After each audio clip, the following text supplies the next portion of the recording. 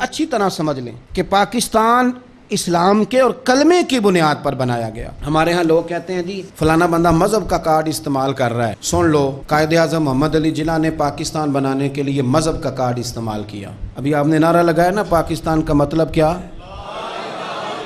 تو یہ مذہب کا کارڈ نہیں، مذہب کا کارڈ استعمال کیا تو پاکستان بنا۔ اب تو نہیں مجھے پتا، مجھے زیادہ موقع نہیں ملتا۔ جب صرف ہم پاکستان ٹیلی ویژن ہی دیکھتے تھے نا، پی ٹی وی، تو جب 14 اگست قریب آتا تھا تو قائد اعظم کے چھوٹے چھوٹے کال ٹی وی پہ آتے تھے، اور وہی کتابوں میں بھی درج ہیں۔ بالکل پاکستان ٹیلی ویژن نے نشر کرتا تھا۔ پشاور یونیورسٹی میں پاکستان بننے سے چند سال پہلے، 2-3 سال پہلے قائد اعظم کا خطاب ہوا۔ نوجوانوں نے پوچھا، پہلا سوال، بس 2 سوال 2 جواب، سن لیں۔ جتنے مصنفین آئے قائد اعظم پہ لکھنے والے، یہ سب نے لکھا ہے۔ طالب علموں نے پوچھا محمد علی جناح سے کہ سر آپ یہ بتلائیے پاکستان کب بنے گا؟ تو قائد اعظم کہنے لگے یہ تو اس دن بن گیا تھا جس دن پہلا ہندو کلمہ پڑھ کے مسلمان ہوا تھا۔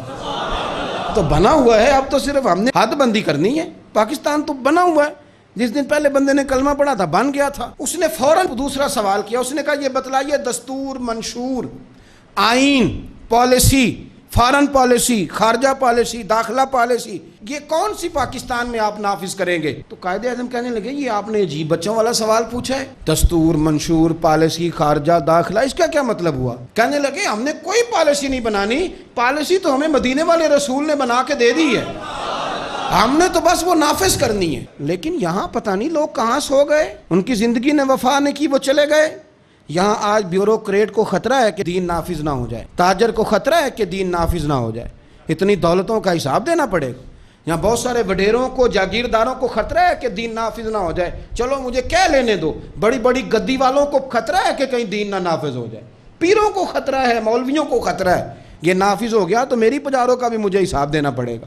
انشراح صدر ہی نہیں، ہم مخلص ہی نہیں اس کاج کے ساتھ۔ میں بڑی کھلے دل کے ساتھ بات کرتا ہوں کہ اگر یہ سارے گدیوں والے بھی جو بہت سارے اسمبلیوں میں بیٹھے ہوتے ہیں اور اپنے اپنے لیڈروں کی تعریفیں کر رہے ہوتے ہیں، تم بزرگوں کی اولاد ہو، تم نے بزرگوں کے نام پر ووٹ لیے، عزتیں پائیں، اور آ کے سیاسی لوگوں کی تعریف کرتے ہو، اس سے آدھی تعریفیں بھی تم مدینے والے رسول کی کرتے تو تمہاری دنیا بھی بن جاتی اور آخرت بھی بن جاتی۔ تم نے پیدائش کہاں کی، کھایا کس کا، اور تم نے نبھایا کس کے ساتھ، اس قدر درنگی۔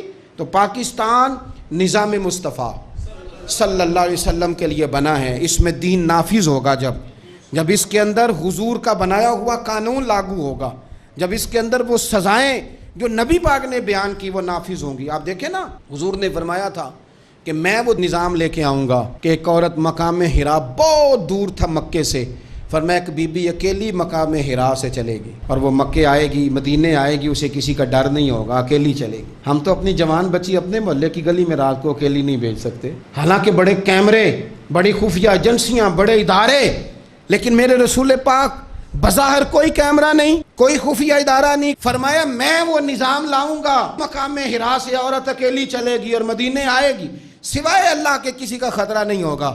جناب ابو ہریرہ کہتے ہیں میں نے سن لیا تھا، میں منتظر تھا کہ وہ وقت آئے۔ پھر جناب عمر کا زمانہ، ایک بی بی آئی، وہ اونٹ پہ بیٹھی ہے اور اپنی گود میں اس نے گٹھڑی کپڑوں کی رکھی ہے۔ فرماتے ہیں جب مسجد نبی کے باہر اس نے اونٹ بٹھایا، میں نہیں کوئی اور بات کر رہا تھا، پوچھا کہاں سے آئی ہو؟ کہنے لگی مقام حرا سے۔ اکیلی آئی ہو کہ کوئی ساتھ تھا؟ کہنے لگی اکیلی تھی۔ کہا کسی نے کچھ کہا تو نہیں؟ کہنے لگی قربان جاؤں مدینے والے نبی کے نظام پر، کسی نے آنکھ اٹھا کے نہیں دیکھا، روٹی تو پوچھتے رہے، پانی تو پوچھتے رہے، سونے کو جگہ تو دیتے رہے، پر سارے میرے عزت کی، ناموس کے محافظ رہے۔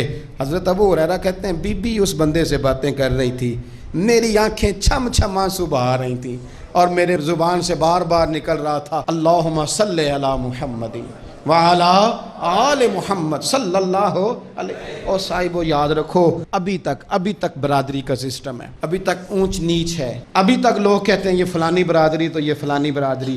میرے رسول پاک صلی اللہ علیہ وسلم نے وہ نظام دیا کہ جس میں حضرت عثمان غنی کو ان کے بھائیوں نے، کزنوں نے میٹنگ پہ بلایا، اور بلا کہا تجھے کل بھی بلایا تھا تو آیا ہی نہیں، اچھا تو ہمارا بھائی ہے۔ تو حضرت عثمان غنی کہنے لگے تم نے باپ دادا کے نام پہ بلایا تھا تو میں آ گیا تھا، ورنہ بھائی بھوئی والی بات کوئی نہیں۔ کیا مطلب؟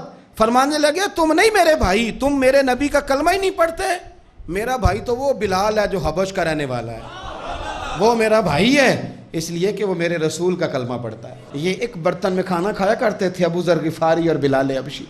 یہ سردار اور یہ غلام ایک برتن میں انہوں نے روٹیاں کھائیں, ایک دوسرے کے ساتھ وقت بتائے, صبحیں اور شامیں ان کی اکٹھی گزریں, میدان جہاد میں اور امن میں یہ اکٹھے رہے.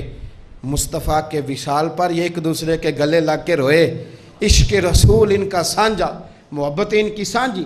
یہ والا ماحول پاکستان میں دینے کے لیے پاکستان بنایا گیا تھا.